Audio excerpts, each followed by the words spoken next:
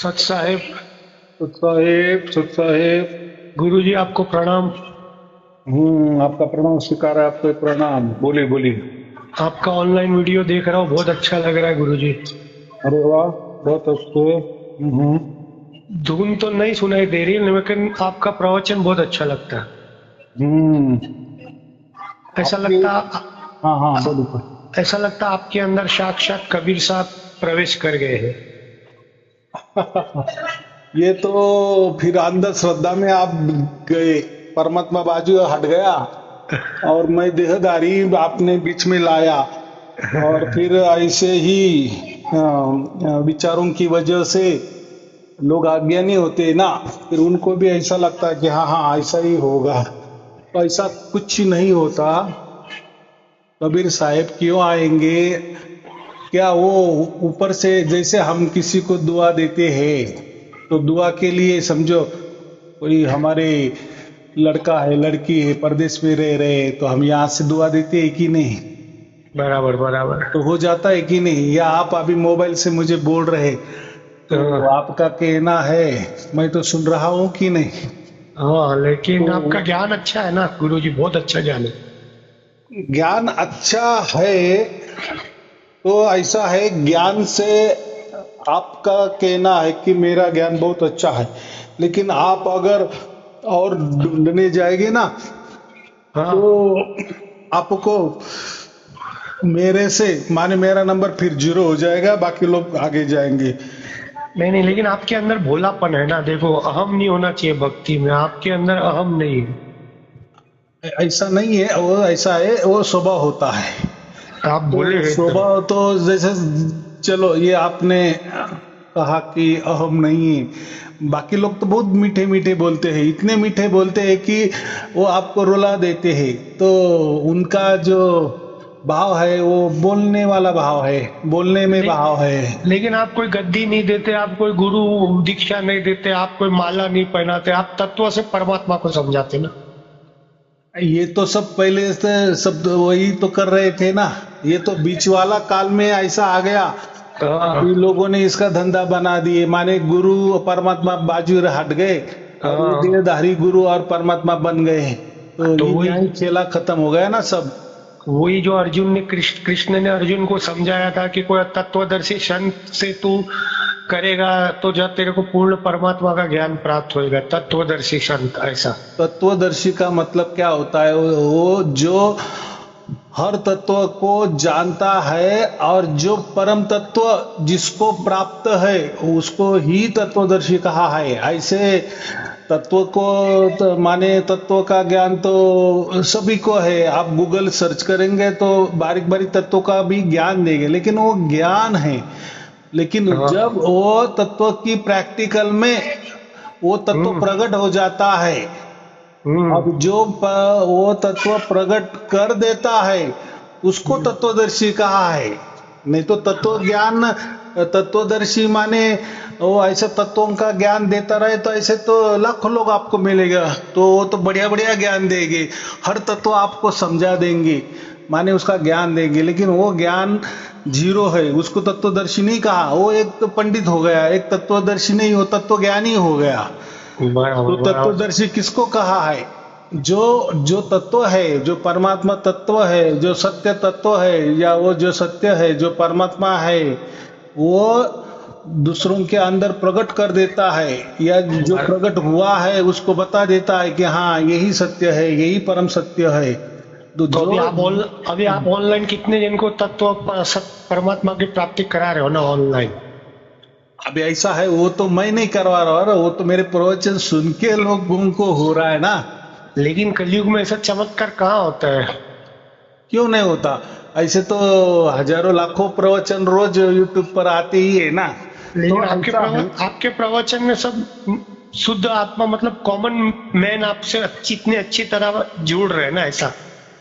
हाँ, तो ऐसा इस है कि मेरे प्रवचन में आपको कोई बंधन नजर नहीं आएगा। बराबर। कोई हड़मास का या मूर्ति का, पत्थरों की मूर्ति समझो या हड़मास की मूर्ति समझो या हाँ। ये मनुष्य समझो, इसका मेरे यहाँ कोई नॉलेज ही नहीं है, या उसके बारे में नॉलेज देता ही नहीं है। जो कबीर बराबर। साहब ने दिया है, गुरु नानक देव जी ने दिया है कि जो हाँ। परमात्मा होता है सगुण साकार और निर्गुण निराकार के परे होता है। बराबर बराबर। वो मैं सत्य सत्य बताता हूँ, सच सच बताता हूँ। सच सच बताते, सही और बात। जो भी आप भी अगर वो सत्य की बातें करेंगे ना, तो उसके अंदर भी वो प्रकट हो जाएगा। बराबर ये बराबर। इतनी ताकत है। ये सत्य प्रकट होना माने इसको हम ईश्वरीय अवतार कहते हैं। तो आपके अंदर इतनी नॉलेज है ना, इतनी मतलब आज के जमाने में कहाँ ऐसी नॉलेज मिलती है। मतलब प्रोफेशनली बहुत रहते हैं, लेकिन आत्मा से नहीं होती ना, मतलब दिल से सबको अच्छा मानना नहीं मिलता ना ऐसा। तो ऐसा है, उसको हम गॉड गिफ्ट कहते हैं।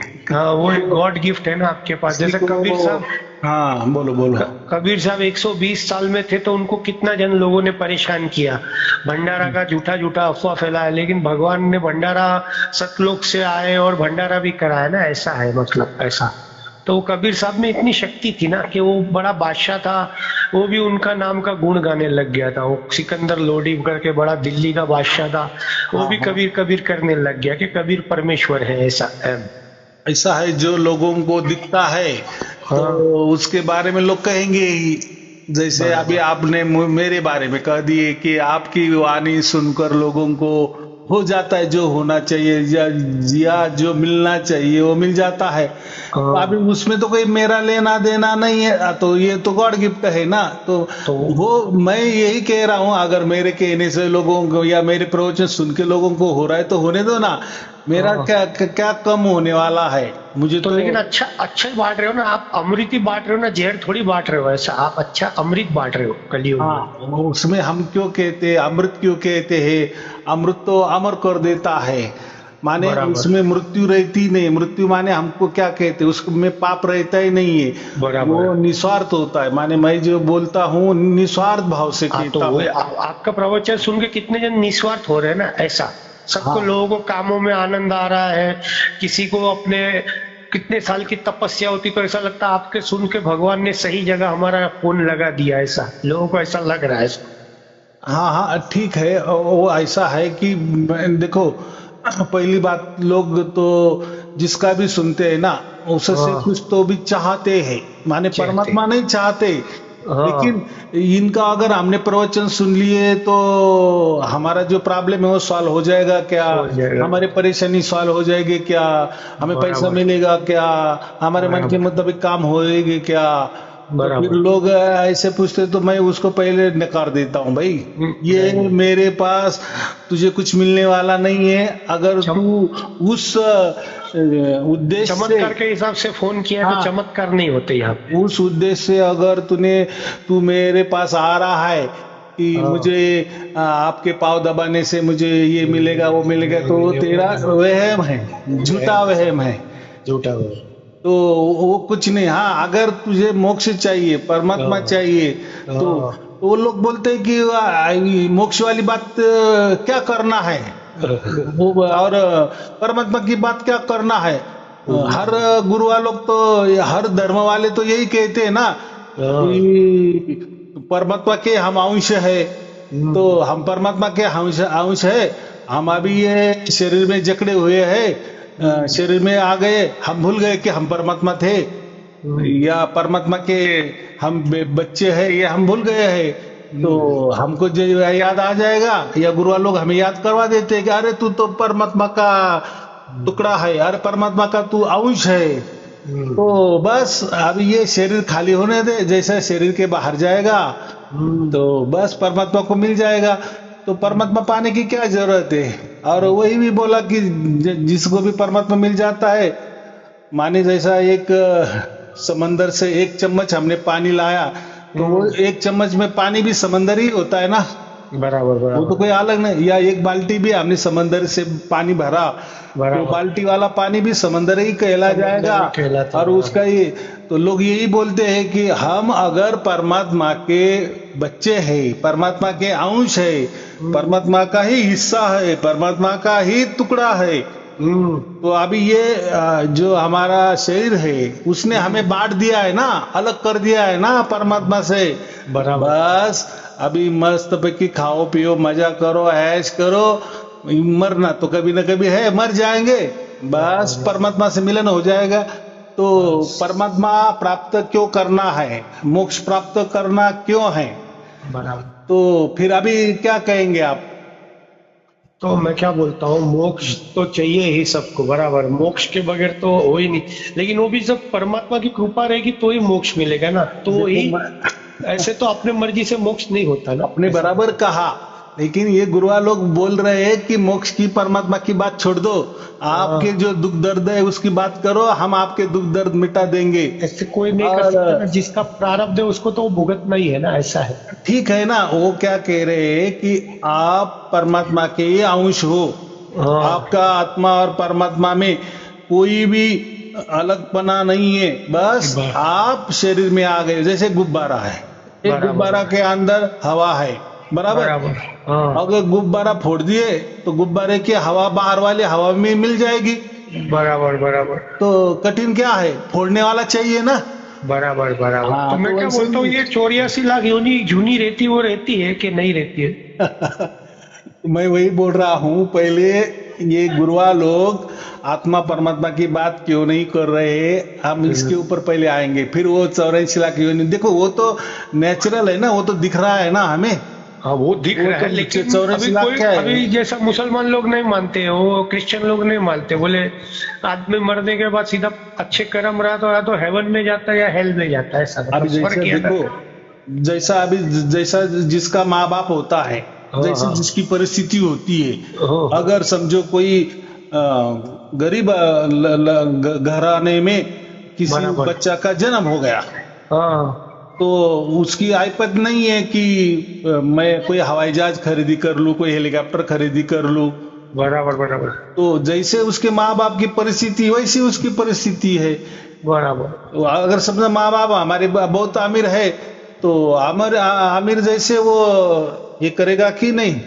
बराबर बराबर। माने उसकी शौक होंगे अमीर जैसे। तो वैसा ही ये जो धर्म है ना, हर धर्म अलग अलग है, माने उनकी विचारधाराएं अलग अलग है। मतलब मैं क्या बोलता हूँ, आपकी विचारधारा क्या है कि 84 लाख योनि रहती है कि नहीं रहती? मेरे को खाली आपसे जानना चाहता है ना। अगर सबको अभी हम लोग अभी सतनाम सतनाम का जप करते हैं, ओम सोहम कबीर, तो हमारा अगला जन्म मनुष्य का रहेगा कि किधर जाएंगे हम लोग? देखो ऐसा नाम से तो कुछ होने वाला नहीं है, आप कोई भी नाम लो, बहुत उसका अर्थ भी अच्छा हो, लेकिन क्योंकि वो नाम यहाँ बना है ना, किसी ने तो राम नाम तैयार किया है ना, राम, वही राम। अगर हमने, लोग बोलते हैं कि राम ये तो परमात्मा है, वो तो न बदलने वाला है, वो तो सत्य है। सत्य किसको कहते हैं? वो 24 घंटे वही की वही रहता है। हम धर्म है, धर्म किसको कहते हैं? अभी देखो धर्म अलग होता है और कोई संप्रदाय अलग होता है, तो हम धर्म किसको कहते हैं? धर्म माने जो सनातन होता है, माने पहले वैसा था, आज भी वैसा रहेगा और आगे भी वैसा रहेगा। धर्म माने धारण करने वाला, या धर्म माने कर्तव्य। अभी जैसा उदाहरण देता हूँ, हम खाना खाते हैं, बराबर, तो पहले भी खाना खाते थे, भी खा रहे, आगे वाली दुनिया भी आएगी खाना खाएगी, बराबर बराबर। तो ये हो गया धर्म, बराबर, ये सबके ऊपर लागू पड़ता है। बराबर बराबर। ऐसा नहीं ना कि मुसलमान नहीं। अलग तरीके से खाता है, क्रिश्चियन अलग तरीके से खाता है। तो इसलिए इसको धर्म कहा गया है कि वो सनातन होता है, माने पहले से ही वैसे की वैसा होता है, तो वैसा ही परमात्मा एक ही होता है। तो ये जो लोग फिर हर धर्म वाले कहते हैं कि हमारे हिसाब से चलो, हमारे धर्म ग्रंथ के हिसाब से चलो, परमात्मा ऐसा ही है वैसा ही है, तो उनका परमात्मा आदेश भी देता है, बराबर, अगर तू मेरी मान बढ़ाई करेगा और मेरे मन में आएगा ना, बस तुझे छोड़ दिया, जा, तेरा पाप का नाश हो गया, तो तू पाप मुक्त हो गया, तो मैं ये करूंगा। अगर कोई बहुत पुण्यवान है, लेकिन अगर मेरे मन में आ गया कि तू ज्यादा पापी है, तो तू पुण्यवान होते भी तू पापी डिक्लेयर हो जाएगा, बराबर। तो ये तो ना इंसाफी है ना भाई, तू परमात्मा है और परमात्मा ये ऐसा कैसे बातें कर रहा है, माने तेरी मान बढ़ेगी तो तू परमात्मा, और तेरे खिलाफ हम गए तो तू हमारा बुरा कर देता है, तो तो परमात्मा ऐसा होता है क्या? नहीं नहीं, ऐसा नहीं होता है। परमात्मा तो न्यायकारी है, दयालु भी है, न्यायकारी है। अच्छा, वो तो मैं क्या इंसाफ बोल रहा करने हूँ, वाला है। अच्छा ये गुरु जी, ये लोग ये इतना मुसलमान लोग, ये लोग ये जीव हत्या क्यों करते हैं? वो उसके लिए भगवान कुछ नहीं कर सकता जीव हत्या रोकने के लिए? ऐसा देखो, ऐसा है कि वो क्यों करते हैं, वो कोई बुरा करते हैं या अच्छा करते हैं, ऐसा तो कहीं लिखा नहीं है। जैसा देखो, कोई धर्म मानता है कि जीव हत्या नहीं होनी चाहिए, तो बराबर। उनके हिसाब से जो करता है जीव हत्या, वो उनके हिसाब से वो बुरा हो गया। हाँ, और जो हत्या कर रहे हैं, तो उनको कहाँ लग रहा है कि हम हत्या कर रहे हैं? वो तो बोले हम खाना खा रहे हैं। खाना खा तो मतलब तो ये जो विचार कबीर है साहब ना, ने तो कबीर साहब ने तो ना बोला था ना जीव हत्या को, कबीर साहब।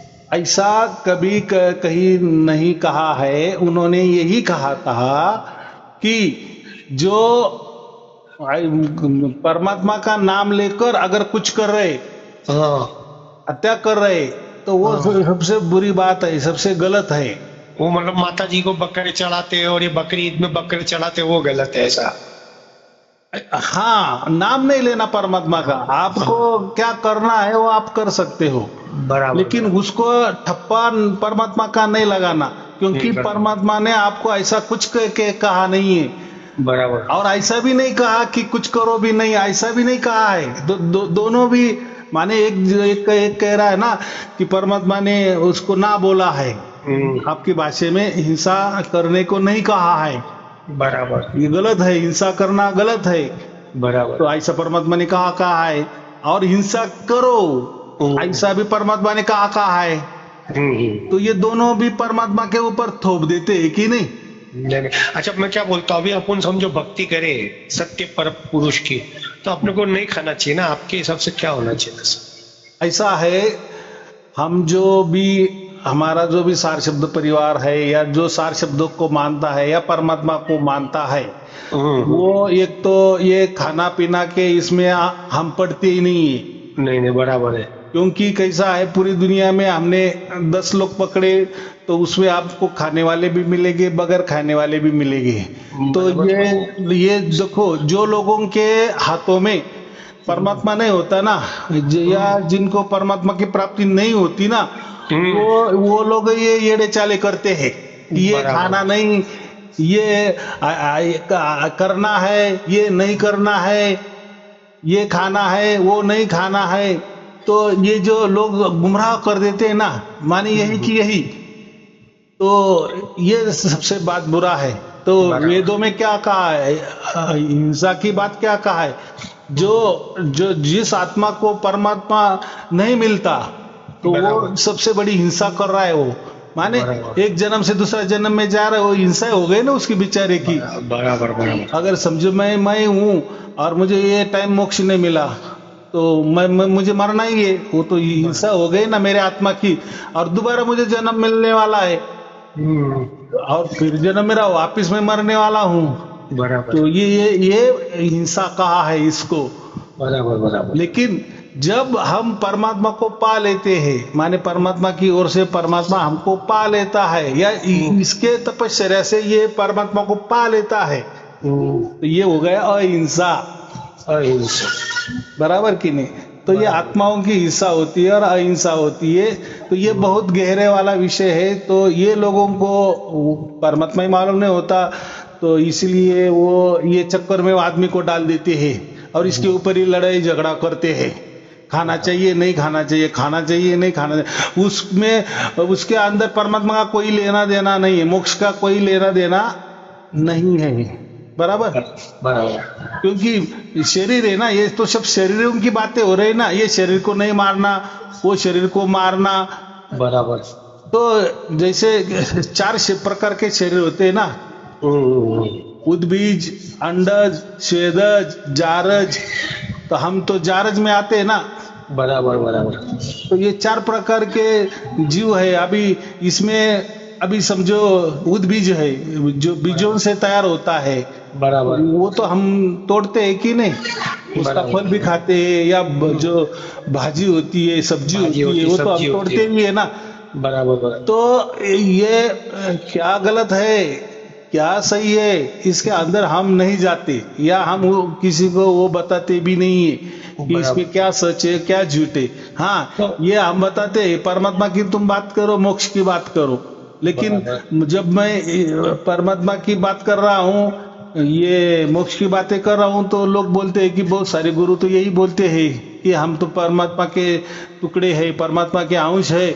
बस हमें मालूम हो गया कि हम परमात्मा के अंश है, परमात्मा के बच्चे हैं। जब हमें ये ज्ञान हो जाता है तो अभी ऐसा है कि मुझे ये कहना है, अगर मोक्ष आपको नहीं चाहिए तो फिर धर्म अर्थ का मोक्ष, हर इसमें मोक्ष की व्याख्या क्यों किया है? तो कोई करने की जरूरत ही नहीं ना। अगर आप ही परमात्मा, देखो आप एक तो पहली बात, आप परमात्मा होके ये शरीर में क्यों आ गए? आपको क्या जरूरत पड़ी आपका एक अंश भेजने की, आपका एक टुकड़ा भेजने की? परमात्मा को क्या जरूरत पड़ गई? बराबर। क्या कहना है इसके बारे में आपका? मेरा तो कुछ कहना नहीं, मैं तो अभी बस आपके प्रवचन सुनता हूँ। ठीक है, तो मेरे को ऐसा लग रहा है ये आखिरी गाड़ी दिख रही बस। तो ठीक है, मतलब संसार से बहुत, संसार से कंटाल गए ले बहुत। हाँ, तो इनको ये समझना चाहिए कि भाई जो परमात्मा है वो खुद का अंग तोड़कर ये शरीर में क्यों डालेगा? और चलो मैं क्या कह रहा हूं, आपने एक 10 तोला सोने की लड़ी ले लिया, बराबर, छड़ी ले लिया, कितना? 10 तोला वाला, उसमें से 1 तोले आपने टुकड़ा कर दिए, तो वो जो 1 तोला वाला जो टुकड़ा है और बचा वाला 9 तोला टुकड़ा है, बड़ा टुकड़ा है, वो दोनों में सोने में कोई फर्क है क्या? नहीं, कोई फर्क नहीं। हाँ, तो फिर वो अगर परमात्मा का अंश हमारे अंदर आ गया है तो जैसा परमात्मा है तो वैसा उसका अंश होना चाहिए कि नहीं? बराबर। माने जो परमात्मा में गुण है तो हम में भी गुण होने चाहिए कि नहीं? तो आप में है ना गुण। तो परमात्मा अगर सर्वज्ञानी है और उसके हम अंश है तो हम भी सर्वज्ञानी होने चाहिए कि नहीं? क्या भुलक्कड़ होने चाहिए? लेकिन कभी भगवान ने जात जात के भांति बनाया, लेकिन गुरु वालों को इसके लिए, मतलब आप जैसे चंद महापुरुषों को इसके लिए बताया कि आप प्रचार कर सको ना उनका, भगवान का। हाँ, तो मुझे यही कहना है कि परमात्मा वहां जो रह रहा है वो सर्वज्ञानी है, उसको सब सामर्थ्य है, लेकिन पहली बात तो उसने उसका टुकड़ा क्यों किया? अपना जो अंश है वो शरीर में क्यों डाल दिया? चलो शरीर में डाल दिया तो फिर कोई जो परमात्मा है और उसका जो टुकड़ा अंश है तो उसमें तो शरीर का ये ज्ञान होना चाहिए ना। मैंने जैसा अभी आपको सोने का टुकड़े का उदाहरण दे दिया, तो दोनों टुकड़े में सोना ही है ना। तो उनकी रचना तो वो ही जाने ना, वो क्या चाहता है, कभी पल में मिटा है, पल में बिटा है वो। नहीं, मुझे यही आपको समझाना है कि ऐसा कोई परमात्मा का टुकड़ा नहीं होता। अगर टुकड़ा है तो फिर वो जैसा परमात्मा है तो परमात्मा के जैसे गुण है वो आत्मा में भी होने चाहिए। एक तो पहली बात, परमात्मा क्यों टुकड़ा करेगा? अपना अंश ये शरीर में डाल देगा और शरीर में आते ही वो भूल गया कि मैं परमात्मा का टुकड़ा हूं, मैं परमात्मा का अंश हूं। और दूसरा कोई बाहर से आ जाता है और उसको कहता है कि अरे भाई तू तो परमात्मा का अंश है, अरे तू तो बहुत सामर्थ्यशाली है, अरे तू तो परमात्मा ही है। ये पहली बात, ये भूल कैसा गया? अगर परमात्मा का ही टुकड़ा था ना, परमात्मा का ही अंश था ना, तो इतना भुलक्कड़ परमात्मा है क्या? नहीं है। मैं क्या बोलता हूँ, ये भूकंप वगैरह कैसे आते हैं? इतने जान कैसे चली जाती भूकंप में, बारिश में, ऐसा सब क्यों होता है? पहले मुझे ये बात बताओ, बाद में वो क्या अभी जान चला? वो तो प्रकृति है ना, प्रकृति में वही मैं बोल रहा हूँ कि अभी प्रकृति में ऐसा क्यों होता है? 8 मास के सब पिंजड़े रहते, इतने ज्ञानी लोग, कुछ कर्तव्य प्रकृति के होते, कुछ कर्तव्य हमारे भी होते हैं। वही बोल रहा हूँ कि देखो अभी देखो पूरे वर्ल्ड में देखो लफड़े चल रहे, कब क्या मालूम कोई पागल वो हथियार भेज देवे, कौन सा जैसा जापान में डाला था हिरोशिमा में, इसको क्या बोलते हैं? एटम प्रकृति, एटम बम। हमें दूसरों का विचार नहीं करना है, हम तो वही बोल रहा हूँ ना, अभी कुछ भी हो सकता है। तो आप ऐसा मतलब भाग्य दिखाओ कि अपन प्रवचन से भगवान को प्राप्ति कर सके। बस हर इसका अलग अलग जन्म हुआ है और हर एक का अलग अलग हिसाब होता है और हर एक अलग अलग मर जाता है। तो मुझे क्या कहना है, हम रास्ते चढ़ रहे हैं, रास्ते में आपको बहुत सारे लोग मिलेंगे, हाँ, तो मेरे को तो बहुत सारे गरीब मिले, भी लेकिन मेरे को मिलेंगे, कबीर अमीर भी साहब, मिलेंगे, मेरे को कबीर साहब अच्छे लग रहे, तो क्या करूं बोलो, मेरे को कबीर साहब की वाणी अच्छी लगती। लोग दुखियारी भी मिलेंगे, सुखी भी मिलेंगे, अभी दुखी कबीर भी अभी मिलेंगे। कबीर साहब ने मेरे को बोला कि साईं अरुण जी को फोन करो। कबीर साहब ने बोला कि वो तत्वदर्शी संत है, गुरु है। ये तो कबीर फिर साहब के मैं रोज प्रवचन सुनता हूँ, विक्रांत वेचार, वो मतलब वो यूट्यूब पे सब आते ना, मतलब गुरु वालों के तो रामपाल के भी देखता हूँ और वो नितिन दास के, लेकिन मैं किसी को गुरु नहीं मानता क्योंकि मेरे को आप अच्छे लगते, बस ऐसा। ऐसा नहीं है। आपने मेरा क्या अभी जान लिया है? बस मेरे प्रवचन में मेरे आप को फिदा मेरे हो को गए। प्रवचन आपका अच्छा लगता तो क्या बोले, हाँ, मेरे को तो मैं ऐसा क्या लगता है बोल रहा हूँ, आप नासिक में हो तो साईं बाबा के अंदर, आपके अंदर साईं बाबा का आत्मा आया, ऐसा लग रहा है। मैं क्या बोल रहा हूँ, ऐसी कोई मान मान्यता नहीं होती। अगर मेरे प्रवचन में आप फिदा हो गए तो फिर आपका क्या कहना? माने मेरे नजर से आपको ज्ञान ही नहीं हुआ। हम किसको कहते हैं कि जो ज्ञान, माने जो मैं बोल रहा हूँ वो ज्ञान आपके लेकिन अंदर भगवान अगर तो प्रकट हो गया, प्रेम से प्राप्त होते ना, भगवान ज्ञान से नहीं प्राप्त होते। मीरा को प्रेम से प्राप्त हुए, गोपियों को प्रेम से प्राप्त हुए, हाँ, सबरी को भाव से प्राप्त हुए, तो कोई किसी को प्रेम से प्राप्त नहीं होती क्या परमात्मा? ठीक है, प्रेम से प्राप्त हो सकते हैं, किसी को किस भक्ति से प्राप्त होते हैं, किसी को ज्ञान से प्राप्त होते हैं, किसी को कर्म से प्राप्त होते हैं, वो भी वो जाने दो, उसमें नहीं हमें जाना है। लेकिन मेरा क्या कहना है कि जो मेरा ज्ञान सुनकर उसको अगर उसके अंदर प्रगट ज्ञान होता है, यही ज्ञान जब प्रगट होने लगता है आपके अंदर, तभी मेरा ज्ञान अच्छा है। केवल आप बहुत अच्छे बोलते हैं, बहुत बढ़िया ज्ञान देते हैं, मेरे नजर से वो जीरो है। और आप भी सुन रहे हैं और आप भी फिदा हो गए, वो भी मेरे नजर से आप जीरो हो। हम हाँ, लेकिन मेरे नजर से आप हीरो कब होंगे? जब मेरा ज्ञान सुन के वैसा की वैसा ज्ञान आपके अंदर उतर के वो जब प्रकट हो जाएगा तो और उसकी आपको अनुभूति होने लगेगी तो ना। वो अनुभूति तो कबीर साहब का परमिशन हो तो हो ना, जब कबीर साहब चाहे तो ज्ञान प्रकट हो ना, ऐसा कोई कबीर साहब कोई कहते नहीं है और कुछ नहीं है, वो एक आपकी भावना है, भावना आपकी अच्छी है। तो कबीर साहब ने तो लाखों दोहे लिखे हैं, तो आपने वो पढ़े हैं? पढ़ा नहीं है। कबीर साहब को क्या मानते हो? मैं कबीर साहब को संत मानता हूँ, सदगुरु देव मानता हूँ। बराबर। अभी आपने लाख टके की बात की। संत होते, संत माने जिनके साथ स्वयं परमात्मा होता है, जिनके साथ स्वयं सत्य होता है, या जो सत्य को जान लेता है, उन्होंने क्या बोला, अपने आत्मा का कल्याण करना चाहिए, ऐसा जान लेकर पा भी लेता है। उन्होंने पा लिया था ना, जैसा ज्ञानेश्वर महाराज ने पा लिया था, तुकाराम महाराज ने पा लिया था, ऐसा कबीर साहब ने परमात्मा को पा लिया था। बराबर कि नहीं? तो जिन्होंने वो पा लिया, माने जिसका वो अनुभव कर रहे हैं निरंतर अखंड परमात्मा का अनुभव, माने सत्य ही उनके साथ है। नहीं सत्य और वो अलग नहीं है, ऐसी उनकी स्थिति हो जाती है। ब्रह्म स्थिति बोलते हैं जिसको, ब्रह्म को संत कहा कहते हैं, संत कहते हैं। बराबर कि नहीं? तो अभी आप ही आपके मुख से कहे कि वो संत है, वो सदगुरु है, तो फिर वो परमात्मा है क्या?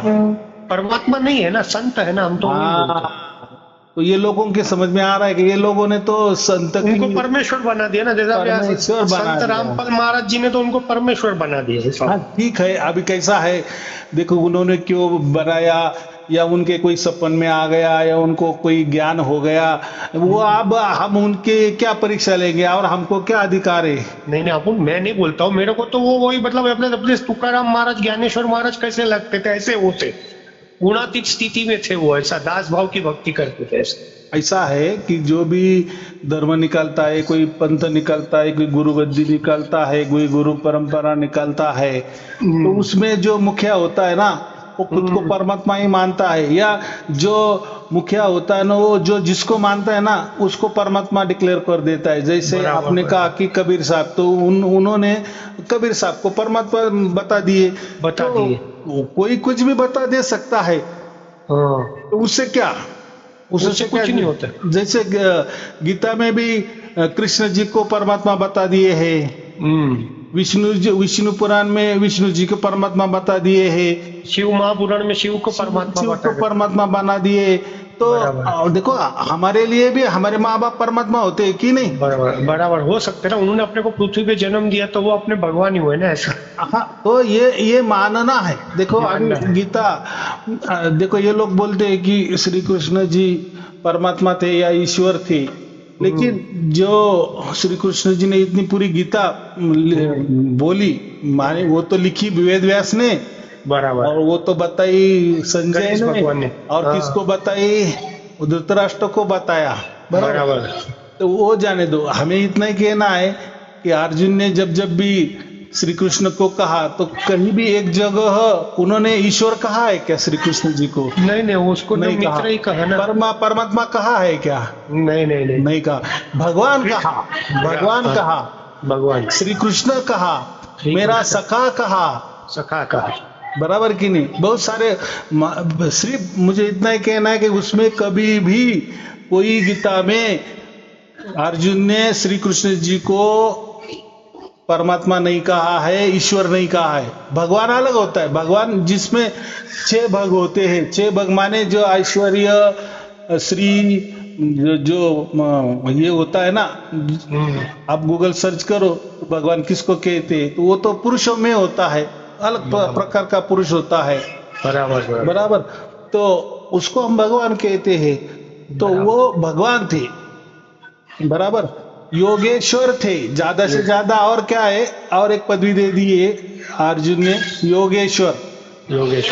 लेकिन ये सबका अर्थ ईश्वर नहीं होता या परमात्मा तो नहीं ही होता।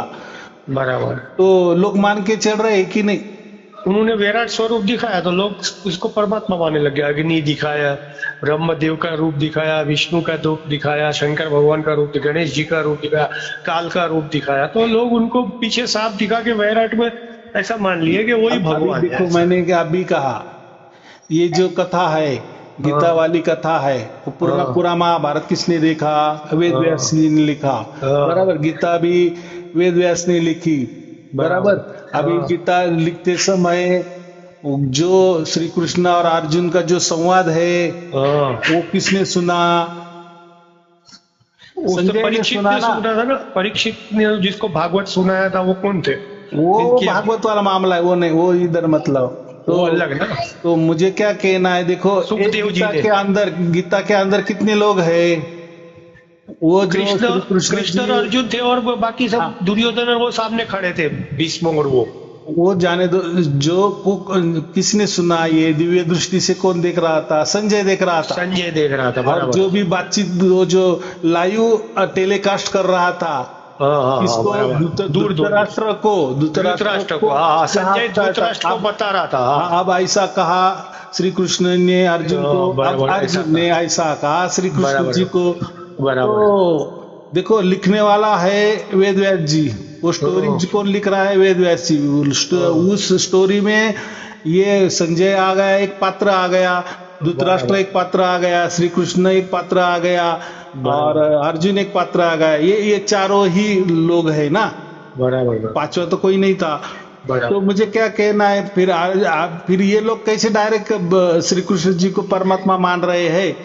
बराबर। और ऐसा तो श्री कृष्ण जी ने कहीं भी नहीं कहा कि मैं परमात्मा हूं। वो तो संजय बोल रहा है कि श्री कृष्ण ने अर्जुन को ऐसा बोल दिए, या अर्जुन ने श्री कृष्ण जी को ऐसा बोल दिए है। तो प्रैक्टिकल में आपके हिसाब से सब काल्पनिक है। माने जैसा कोई नाटक करता है ना तैयार, जैसे नाटककार, बड़े बड़े नाटककार हो गए, गीतकार हो गए, बराबर, ग्रंथकार हो गए, कादम्बरीकार हो गए, कथा लेखन लिखने वाले हो गए। तो जो लिखने वाला होता है, जो कवि होता है, गीतकार होता है, तो वो अपना थोड़ा दिमाग लगाता है, या उसको जैसी बुद्धि होती है उसी हिसाब से वो वर्णन करता है। मतलब आपके हिसाब से रामायण महाभारत हुई नहीं, ऐसा आप सोच रहे हैं?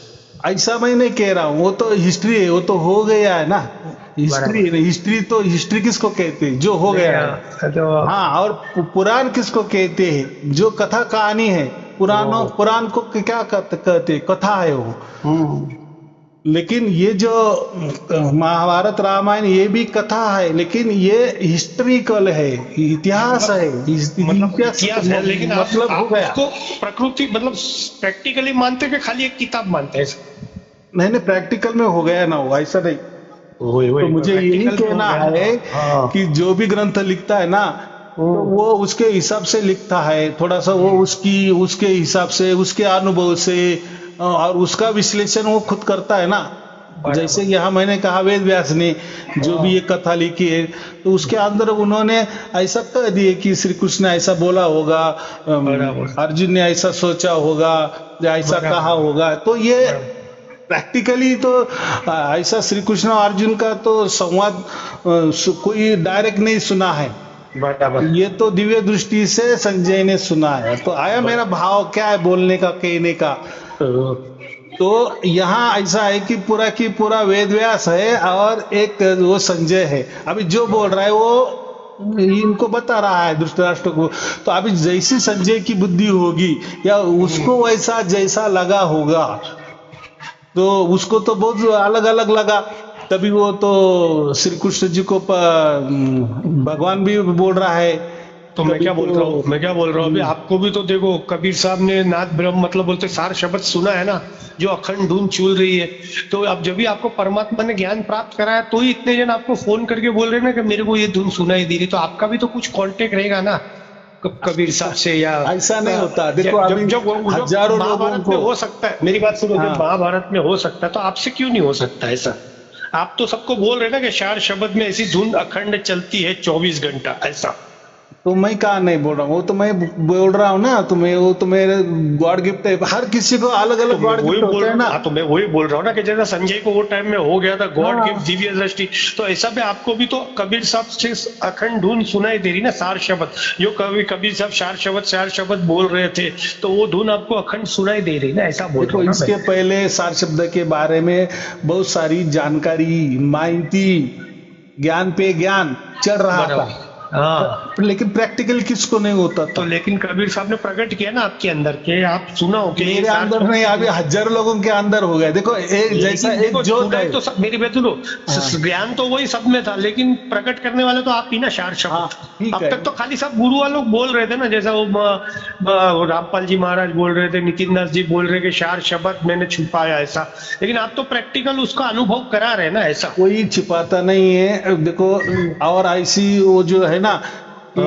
धर्मराज मैं तो ये लाख दुआई सारे शब्द बाहर न जाए, ऐसा पूरा जो कबीर सागर है ना, कबीर सागर में कितने ग्रंथ है, 11 ग्रंथों का वो समुच्चय है ना, ग्रंथ है ना पूरा। बराबर। ये वाक्य किसमें नहीं लिखा है, ऐसा लिखा ही नहीं है कहीं कि धर्मराज तो ये लाख दुआई ये सार शब्द बाहर न जाए। तो ये लोगों ने क्या कर दिए, सार शब्द हमारे पास है और हम आपको नहीं देंगे, आप हमारे पास आ जाओ फिर आपको हम दे देंगे। अगर हमने ऐसा प्रकट कर दिए, माने जाहिर कर दिए, तो फिर कबीर साहब ने उसकी दुहाई दे दी है, शपथ दिलाई है, हम शपथ कैसे तोड़ेंगे? तो ऐसा कहा है कि आगे कि ये समझो आपने सार शब्द किसी को दिया तो आपका क्या माने कोई बुरा होने वाला, ऐसा आगे लिखा है क्या? नहीं लिखा। तो ऐसा तो आगे भी नहीं लिखा है। तो वो जो सेंटेंस है, वो जो दोहा है, ऐसा दोहा ही नहीं है। ऐसा दोहा पूरे कबीर सागर आप अगर पढ़े ना, धर्मराज तो ये लाख दुआई सार शब्द बाहर ना जाए, ऐसा दुआ ही नहीं है। लेकिन ये लोगों ने अपने धंधे के लिए, धंधा बढ़ाने के लिए, तो ये अभी आपको मालूम होगा सार शब्द तो ये कोई देता नहीं लेता नहीं। महीने के लिए जो हजारों लोगों को हो गया है, ये तो मैंने तो उनको तो दिया नहीं, आपने तो दिया ही नहीं ना आप। लेकिन आप क्या बोल रहे हो कि मेरे को उसकी प्राप्ति हो गई ना, ऐसा प्राप्ति हो गई माने समझो एक दिया लगाया, अभी मेरा दिया समझो आपके कहने से कबीर साहब ने जलाया, बराबर। तो मेरे दिए से बाकी भी दिए जल रहे हैं ना, बराबर। तो दियो में अंतर थोड़ी है क्या? माने जिनको भी सार शब्द प्राप्त हो गया है और मुझे जो सार शब्द प्राप्त हो गया, सबका सरीका है ना, बराबर। तो कोई तो भी तो जलाता है, तो वही तो मैं पहला तो होगा ना। तो मैं बोल रहा हूँ ना, आपको माध्यम बना है ना कबीर साहब ने, ऐसा।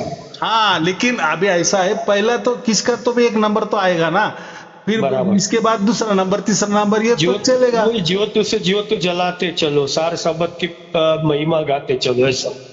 वो जो भी है तो ऐसा है कि सार शब्द प्रकट होना महत्वपूर्ण है, और वो कोई मैं नहीं के बोलता, या वो कोई मंत्र नहीं है वो, या वो कोई लेने देने की वस्तु नहीं होती, वो परमात्मा से डायरेक्ट आती है। तो आपने जो कहा ना कबीर साहब से आती है, तो ऐसा भी नहीं है। कबीर साहब को भी सार शब्द की प्राप्ति थी, गुरु नानक देव जी को भी सार शब्द की प्राप्ति थी। तो और उन्होंने वो ये ग्रंथों में लिखा है। अभी गुरु नानक साहिब जो उनका गुरु ग्रंथ साहिब है, उसमें क्या कहा है उन्होंने, वो सार शब्द को सतनाम बोलते हैं, नाम अलग अलग देते हैं। वेदों में इसको भी राम नाम कहा है, प्रणव कहा है, ओमकारा कहा है, गुरु नानक ने ओमकारा भी कहा है। तो एक एक इसको अलग अलग नाम है, बराबर। लेकिन ये जो नाम मिलता, एक नाम मिलता है हमारे गुरु से, जो हरमास का जो गुरु होता है, बराबर, जो बोलने वाला, चलने वाला, दिमाग लगाने वाला, प्रकृति वाला, वो हमें वो सार शब्द का मंत्र देता है। लेकिन वो मंत्र से कुछ आपको मोक्ष मिलने वाला नहीं है, या मिलता भी नहीं है, लेकिन वो देते हैं। वो जो लिखने वाला है, बोलने वाला है, देखने वाला है, सुनने वाला होता है, तो वो तो उन्होंने तैयार किया है ना। तो जो भी नाम जो भी तैयार करता है, तो उसका नाश कभी न कभी होता है ना, माने जिसका जन्म होता है तो उसका मृत्यु होती है। तो ऐसा ही जिन्होंने भी सार शब्द के नाम पर नाम निकाले हैं कि हाँ ये जो नाम है ना, ये सार शब्द है, तो भाई ये तो आपने तैयार किया, या ठीक है किसी ग्रंथ में से उठा लिया, या आपने तैयार किया, बराबर, या यहाँ वहां से लिया, या गुरु परंपरा से आया। अरे लेकिन कभी ना कभी वो बना है, और ये पृथ्वी पे ही बना है, ये प्रकृति में ही बना है। तो जिसकी निर्मित होती है तो उसका नाश होता है। तो वो जो नाशवान से परमात्मा कैसा मिलेगा, मोक्ष कैसा मिलेगा? नहीं मिलेगा, वो तो मैं जानता हूँ, बराबर नहीं मिलेगा। मैं क्या बोल रहा हूँ गुरु जी, ये आप बोल रहे चार शब्द की जो जो धुन रहती है वो सिटी जैसी होती है। आप बीच में कैसेट में ऐसा है सिटी कि जैसी, ये तो हम वर्णन करते हैं। अभी जैसे 10 लोगों को प्राप्त हो गया, बराबर, तो वो परमात्मा का वर्णन अलग अलग करेंगे। बराबर, कोई बोलेगा सिटी जैसा है, कोई बोलेगा मंदिर में घंटा बैठता ऐसा है, हाँ, कोई वीणा जैसा बोलेगा, वीणा जैसा बनेगा, कोई बोलता झिंगुर की आवाज है। हाँ बराबर कि नहीं। लेकिन जिसको प्राप्त होता है ना, जिसको वही बोल रहा हूँ ना, आपको प्राप्त हो गया, बराबर, मतलब आप तो आपको ऐसा मतलब कैसा इफेक्ट होता है वो धुन सुनने? मैं क्या बोल रहा हूँ वही सुनो आप, कि जिसको भी प्राप्त हो जाता है ना, और जितने हजार लोगों को हुआ है ना, अभी उनको बताओ, आओ उनको पूछो। मैं तो किससे कांटेक्ट में हूँ ना, मैं तो खाली आपसे कांटेक्ट में हूँ ना। वो दोनों में भी फर्स्ट आप ही मिले कि जो उसका प्रैक्टिकल मेरे को डेमोस्ट्रेशन बोल सकते कि ऐसा अगर ऐसा इफेक्ट होता है। ऐसा अगर परमात्मा का डेमोस्ट्रेशन जब दे सकते तो डायरेक्ट परमात्मा ही क्यों आपके हाथों में नहीं दे सकते? नहीं, वो तो नहीं दे सकते, होता है। अभी समझाने के लिए संतों ने, लायक नहीं ना, अभी हम उतने शुद्ध नहीं हुए। संतों ने देखो, संतों ने उसका वर्णन अलग अलग ढंग से किया है। कोई उसने अनंतनाथ कहा है, तो किसने झिंगुर जैसा आवाज का जैसा कहा है, हर एक को क्या कहा है, जैसा। जैसा का मतलब वैसा की वैसा नहीं, जैसा की मतलब ये पीतल है ना, लेकिन इसको जैसा हमने उसको क्या क्या क्लीन किया ना, तो एकदम सोने जैसा चमकने लगेगा। क्या बोला मैं, सोने जैसा चमकने लगा, तो वो पीतल सोना हो गया क्या? नहीं। तो वैसा ही ये सार शब्द कोई बोलता है, झिंगुर वाला आवाज जैसा, वीणा जैसा, अनंतनाथ जैसा, तो ये वो उनका जो वर्णन करने जा रहे, लेकिन नहीं जम रहा। लेकिन जब उनको जब प्राप्त हो जाता है ना, फिर उनको पूछो, अरे यार वो वीणा जैसा है क्या? वो बोलेगा अरे हाँ हाँ हाँ हाँ, नहीं नहीं नहीं नहीं। अरे वो घंटी जैसा है क्या? वो बोलेगा अरे हाँ हाँ नहीं नहीं नहीं नहीं। तो हाँ नहीं हाँ नहीं हाँ नहीं, माने उनको भी वो वर्णन करने नहीं आएगा, उसकी वर्णन नहीं कर नहीं सकते आप, माने का वर्णन ही नहीं कर सकते ऐसा। अगर उसका वर्णन करने तो आपको मुट्ठी में आ गया।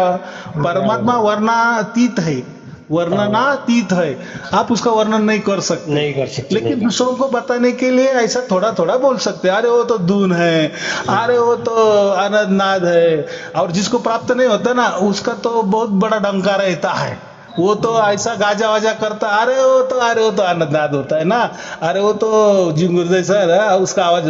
भाई तुझे प्राप्त हुआ क्या है? उसमें क्या करने का? झिंगुर क्या है? झिंगुर का कीड़ा हमको मालूम नहीं क्या? माने वो उसको देता है, लेकिन वो उदाहरण देने के लिए बोलते हैं। तो ऐसा जब जिसको भी प्राप्त हो जाता है ना, तो हम पहले समझते हैं कि ये कोई आवाज नहीं है, ये कोई धुन नहीं है, ये कोई जिंगुर जैसा आवाज भी नहीं है, हम सब नकार देते हैं, नेति नेति कहते हैं। लेकिन है जो है वो है, जैसा है वैसा है, लेकिन हमें प्राप्त हो गया है। तो वो जो प्राप्त होता है वो परमात्मा की तरफ से होता है ना। बराबर बराबर। हाँ, अगर समझो मैंने दिया होता, मैंने आपको एक घुंघरू जैसा आवाज का कोई तो भी सार शब्द दिया, तो आप बराबर कहते यार वो घुंघरू जैसा है आवाज उसका होता है, ऐसा ही कहेंगे ना, क्योंकि आपको वैसा मिला ना। बराबर। ये तो लेने देने की वस्तु हो गई। बराबर है, लेने देने की वस्तु नहीं है। अब परमात्मा कोई लेने देने की वस्तु होती है, वो तो अनुभव वाली वस्तु होती है, अनुभूति वाली वस्तु होती है, और उसको धर्म कहा है। अभी मैं वापस धर्म के यहाँ आ रहा हूँ। मैंने क्या कहा, धर्म ये ऐसी चीज होती है कि वो सनातन होती, मैंने पहले वैसा ही होता था, आज भी वैसा होता है और आगे भी वैसा होता जाएगा। बराबर कि नहीं? जैसे मैंने खाने का उदाहरण दिया, बराबर। तो खाने का उदाहरण में क्या होता है, पहले हम ऐसे खाते, आज भी ऐसे खाते और आगे भी ऐसे ही मुंह से ही खाएंगे। बराबर। तो परमात्मा भी वैसा पहला था, आज भी ऐसा है और आगे भी ऐसा रहेगा। बराबर। इसलिए उसको परमात्मा कहते। चलो, और कोई पूछना है? नहीं, तो अभी आपके हिसाब से क्या करना चाहिए? आपके कुछ करना नहीं, बस खाली वीडियो सुनना, चलो, बाकी कुछ नहीं ना, नाम जाप करना कुछ नहीं करना। नहीं, जो भी करना खाली आपके वीडियो सुनने।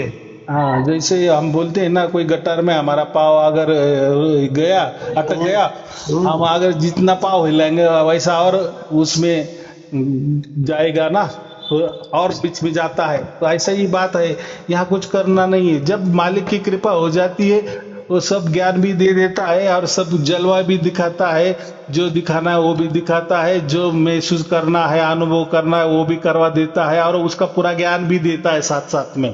बराबर। तो कोई टेंशन की बात नहीं। चलो, आप और आपके परिवार के लिए शुभ आशीर्वाद, मंगल आशीर्वाद। सत साहेब जी, सत साहेब जी, सत साहेब जी, सत साहेब जी, सत साहेब जी, सत साहेब।